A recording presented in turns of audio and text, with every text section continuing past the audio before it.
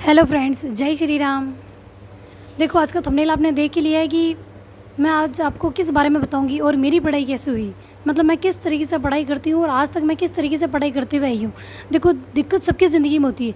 मैं आपको रियल में आज वो चीज़ बताऊँगी, वो फ़ोटोज़ बताऊँगी। मतलब मैं अपनी लाइफ आपके साथ शेयर कर रही हूँ कि मैंने किस तरीके से, मतलब जब मैंने अपनी लाइफ में पढ़ाई शुरू की ना, तो क्या क्या दिक्कत आई, वो सारी मैं बताऊंगी। वीडियो पूरा देखोगे ना तो आपको भी समझ में आ जाएगा कि जो आपके दिमाग में एक डर है ना कि पढ़ना शुरू करें और कहीं फेल हो गए तो, ये नंबर नहीं आए तो, या फिर हमारी इतनी सारी दिक्कत है, हम कैसे पढ़ें, समय नहीं मिलता, बच्चे को रखना होता, या फिर हम बीमार हो जाते हैं, या फिर कुछ याद नहीं होता है, कहाँ से शुरू करें, कौन सा टॉपिक पहले पढ़ें, कौन सा सब्जेक्ट पहले पढ़ें, या कन्फ्यूज़ है कि कौन सी वैकेंसी की तैयारी करें। बहुत सारी है और असफलता का डर है। तो देखो, जब मैंने पढ़ना शुरू किया था ना, तो सबसे पहले तो मैं ये बताऊंगी कि जब मेरी शादी हुई थी तो उसके 1 महीने बाद ही मैं बीमार हो गई थी और मुझे टीबी हो गया था। और मैंने ये बात पहले भी बताई, आज आपको मैं फ़ोटो दिखा दूंगी कि मैं एक्चुअल में बीमार बहुत थी। और ये तो फ़ोटो तब की है जब मैं थोड़ी ठीक हो गई और बैठने लगी ढंग से, बिना सपोर्ट के भी मैं बैठने लगी। ये फ़ोटो तब की है। लाइफ में देखो, किसी ने कोई सपोर्ट नहीं किया, बस मेरी मम्मी थी जो, मतलब देखो, जब बॉडी सपोर्ट नहीं करती ना तो अपन से कोई काम नहीं होता। एक गिलास उठा कर पानी भी नहीं पी सकते। तो आप सोच लो कि मम्मी ने क्या कुछ नहीं किया होगा। मेरी मम्मी ने बहुत सपोर्ट किया, मेरे छोटे भाई ने सपोर्ट किया, और जब मैं थोड़ा ठीक हो गई, मैं यहाँ आई, तो मेरे हस्बैंड ने भी सपोर्ट किया थोड़ा बहुत। शुरू शुरू में देखो किसी ने सपोर्ट नहीं किया, क्योंकि सबको ये लगता कि शादी कर ली और कोई मतलब नहीं है शादी का, कि भाई सारा काम पहले के तरीके से चल रहा है। और मैं यहाँ नहीं रही, फिर मैं बीमार थी तो मैं अपने घर पे थी, तो बहुत दिक्कत थी मेरी लाइफ में। शुरू में मुझे किसी ने कोई सपोर्ट नहीं किया। मुझे कम से कम इतना भी किसी ने नहीं कहा कि यार बीमार हो तो रेस्ट कर लो। और मेरी पूरी जर्नी बहुत मुश्किल से निकली है। तो मैंने डिसाइड किया था, जब मेरे को बोला गया ना तुम कुछ नहीं कर सकती ज़िंदगी में, भले ही मर जाओ, बीमार हो गए कर गए कोई मतलब नहीं है, इससे तो मर जाना बेटर है। उस दिन मैंने डिसाइड किया था कि मैं हार नहीं मानूंगी, पढ़ूंगी, कभी नहीं रुकूंगी, थकूंगी भी नहीं तब तक जब तक मैं सफल नहीं हो जाती। तो देखो, आज मैं आपके सामने हूँ कि थोड़ा बहुत मैं आपको मोटिवेट कर लेती हूँ, या 1-2 चैप्टर ऐसे हैं जो मैं आपको थोड़ा बहुत समझाने लायक बनी हूँ। क्योंकि मेरी पढ़ाई जीरो से शुरू हुई, कि मेरे जब 18 महीने यानी 2 साल तक का कोर्स चला मेरे टीबी का, मैंने पढ़ाई नहीं की। तो मैंने जीरो से शुरुआत की और उसके बाद मुझे किसी ने गाइडेंस नहीं दिया कि किस तरीके से कौन सी किताब पढूँ, कौन सी वैकेंसी की तैयारी करूँ, मुझे किसी ने कुछ नहीं बताया। जब मैं शुरुआत की सी टेट और रीट से, थोड़ा बहुत पढ़ा, 1.5-2 महीने पढ़ा और मैंने वो क्वालिफाई किया, तो मेरे में एक पॉजिटिव चीज़ आई कि हाँ, इस तरीके से पढ़ सकते हैं। देखो, आपकी ज़िंदगी में भी होता है कि किताब लेने से पहले या वैकेंसी का सोचने से पहले डर रहता है, यार फेल हो गए तो लोग क्या कहेंगे। अरे लोग तो कहेंगे, वो अभी कौन सा आपको नहीं कह रहे, अभी भी तो कह रहे हैं ना, अभी भी तो 10 बातें सुना देते हैं। नहीं सुनाते, काम होता है तब भी सुनाते हैं, नहीं करते हो तब भी सुनाते हैं। मतलब सुनना तो तय है। इससे अच्छा है ना आप अपना काम भी करते रहो, सुनना तो वैसे भी है, तो सुनते रहो, कोई बात नहीं। तो देखो, मेरी जर्नी जब टीबी ठीक हुई उसके बाद मैं पढ़ने लगी। लेकिन देखो, टीबी में मेरा बॉडी बहुत वीक हो गई थी, वापस रिकवर होने में टाइम लगता है। उसके बाद 2021 में मेरी प्रेगनेंसी थी, लेकिन उस समय मैंने सी टेट जो क्लियर किया और रीट पात्रता की तैयारी की। लेकिन उस समय वो पात्रता नहीं थी, लेकिन मेरे 117 नंबर आए थे, वो मैंने पास किया था। लेकिन एग्ज़ाम कैंसिल हो गया था 8 फरवरी को।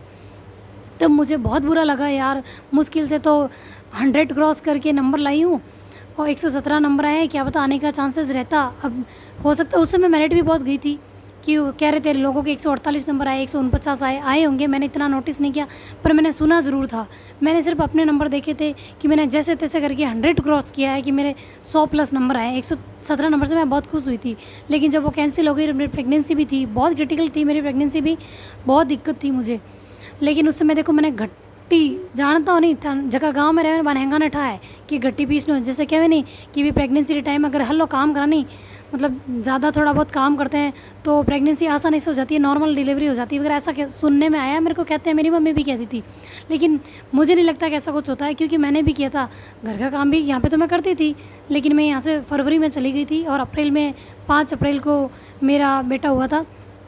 तो देखो, उस समय मैंने घट्टी भी चलाई थी। मैं आपको फ़ोटोज़ भी दिखा दूँगी, वो सिर्फ फ़ोटो खींचने के लिए नहीं था, रियल में मैं यहाँ से जब मैं अपनी मम्मी के घर गई थी तो मैं पीसती थी, ठीक है। तो वहाँ मैंने वो पीसा, मतलब मेरी सिचुएशन बहुत ख़राब थी, जबकि मैं, मेरी बॉडी में क्या बहुत पेन था।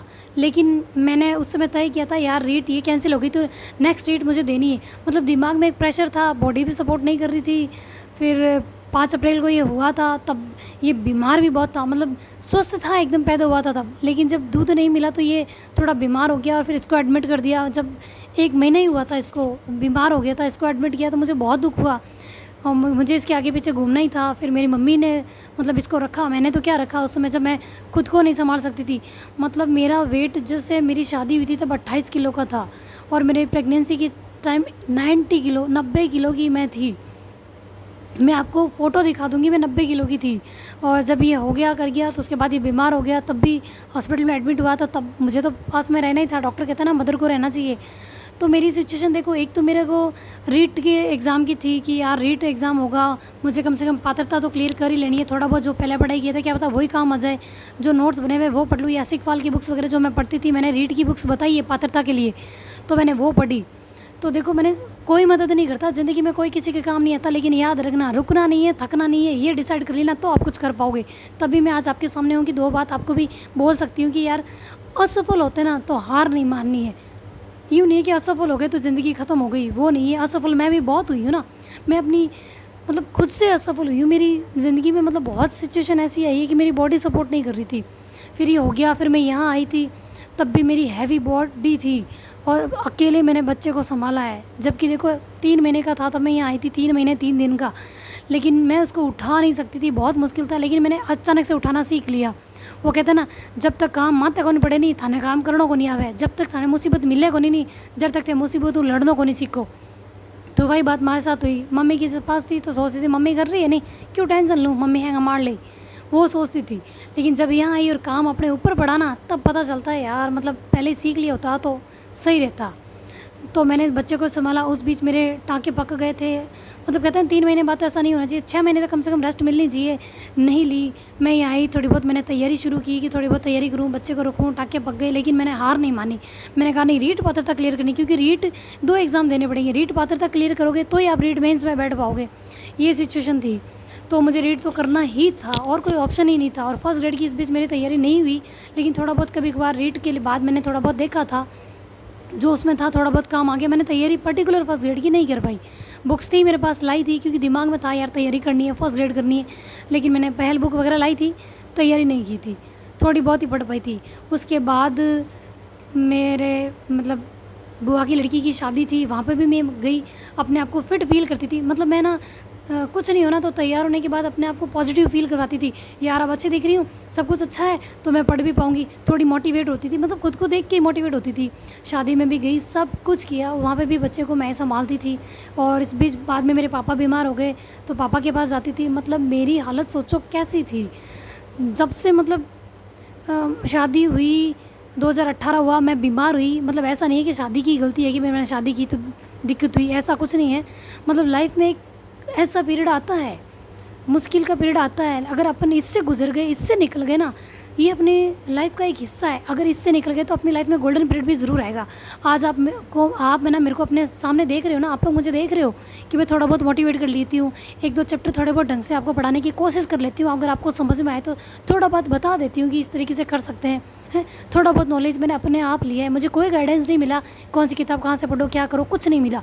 अभी बस इसी साल मैंने जो फर्स्ट ग्रेड सेलेक्ट हुए हैं उनसे पूछा था कि बुक्स कौन सी पढ़नी चाहिए, तो उन्होंने बुक्स तो वही बताई जो मैं मतलब मेरे पास थी, लेकिन उन्होंने ऑथेंटिक्स बुक्स कुछ बताई, वो मेरे पास नहीं थी, तो वो मैं लेके आई हूँ। जैसे पहल की बुक मेरे पास पहले भी थी, नाथ की मेरे पास क्वेश्चन पेपर की पहले भी थी, तो ये कुछ चीज़ें मेरे पास पहले थी और कुछ बुकें मुझे बताई तो मैं वो लेके आई। तो देखो गाइडेंस अब जो सिलेक्ट हुए और मेरे साथ पढ़ने वाले का सिलेक्शन हुआ तो मैंने उनसे पूछा, बाकी मुझे किसी ने कोई सपोर्ट नहीं किया, कुछ नहीं बताया, और ना मुझे ये कहा कि अच्छा काम छोड़ दो और पढ़ो और हम सब कुछ कर लेंगे, तुम पढ़ाई करो, सिलेक्शन होगा, हम है ना साथ। जबकि सिचुएशन बहुत क्रिटिकल थी। उसके बाद मैंने बच्चे को संभाला। फिर देखो उस समय फिर मेरे पापा बीमार हो गए तो मेरा ध्यान वहाँ चला गया।